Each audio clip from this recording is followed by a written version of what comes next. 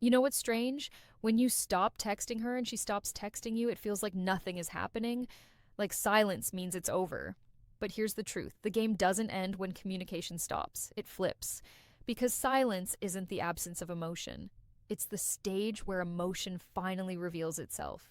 When two people go quiet, one starts to reflect, the other starts to panic, and the one who stays calm in that quiet, that's the one who holds a power. So stay with me. By the end of this video, you'll understand why silence speaks louder than any message you could ever send. You see, modern relationships are built on noise, constant pings, stories, updates, validation loops. We're all addicted to being seen, but silence ruins that illusion.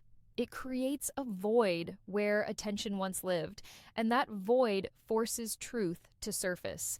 When you both stop contacting each other, that silence becomes a mirror.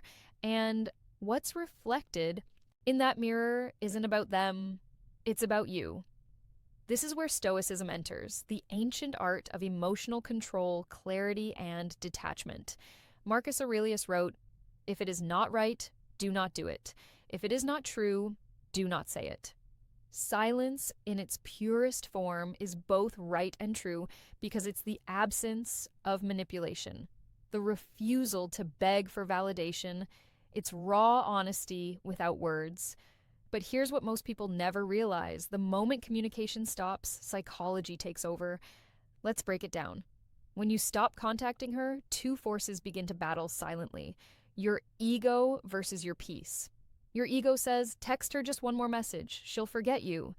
Your peace whispers, wait, observe, let her feel your absence. Most men lose right there, and that psychological tug of war, because silence exposes your attachment. You start overthinking, did I do something wrong? Is she talking to someone else? Maybe she's testing me. But here's the brutal truth: she's not testing you. Life is. She's in her own silence too. And inside her mind, another game begins: the avoidance cycle. At first, she feels relief. No pressure, no text, no expectations. Then the day's out. That relief turns into curiosity, then into doubt, and eventually emotional craving. Because what once felt like freedom starts to feel like loss. The avoidant mind only understands your value in your absence. When you stop chasing, you stop feeding her ego. And suddenly, she's forced to confront the emptiness that your presence used to fill. Here's what most people miss: silence is not passive, it's active energy. It's the moment when emotional balance resets, when all the chasing, all the effort, all the control starts to flip. You see, attraction and power are never static. They shift depending on who breaks the silence first. The one who stays silent longer isn't cold, they're centered, they've stopped negotiating their worth. They've stopped chasing the illusion of connection and started creating presence within themselves.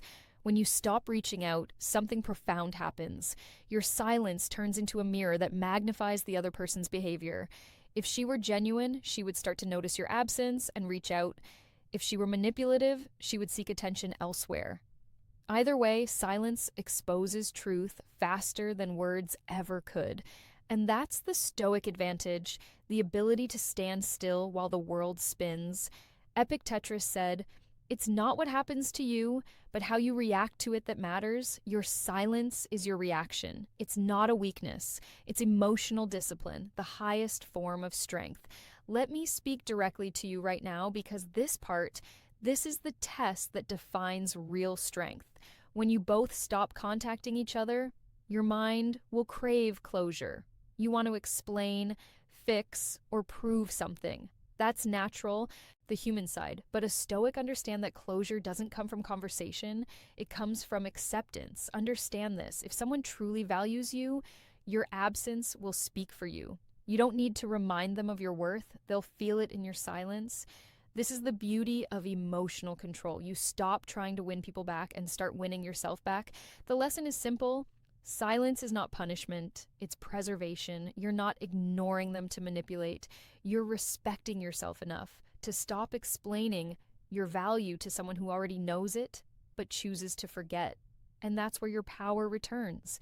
Because when you stop reaching out, you're not losing them. You're reclaiming yourself. So, what does this look like in real life? Let's make this practical. When you both stop talking, don't fill that silence with anxiety. Fill it with purpose. Get busy, not as performance, but as evolution. Go to the gym, read, build your body, sharpen your mind, master your craft. Not to get their attention, but to remind yourself of who you are without them. Every time you stop yourself from reaching out, you're rewiring your brain. You're teaching it that peace feels better than chasing. And here's the twist. That energy shift doesn't go unnoticed. People feel when your focus returns to you. Your silence becomes magnetic because it's no longer desperate. It's powerful. She starts to think, why isn't he texting me? Did he move on? Was he the one holding the real power all along? That's when the game flips, because silence creates mystery and mystery fuels attraction.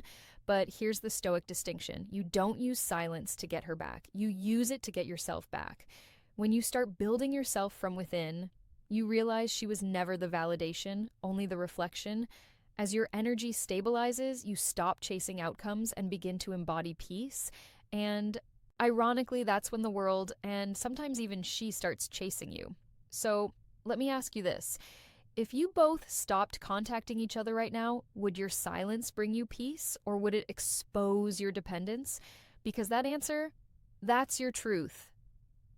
Most people struggle to handle silence because it forces them to confront themselves. But a Stoic, he welcomes it.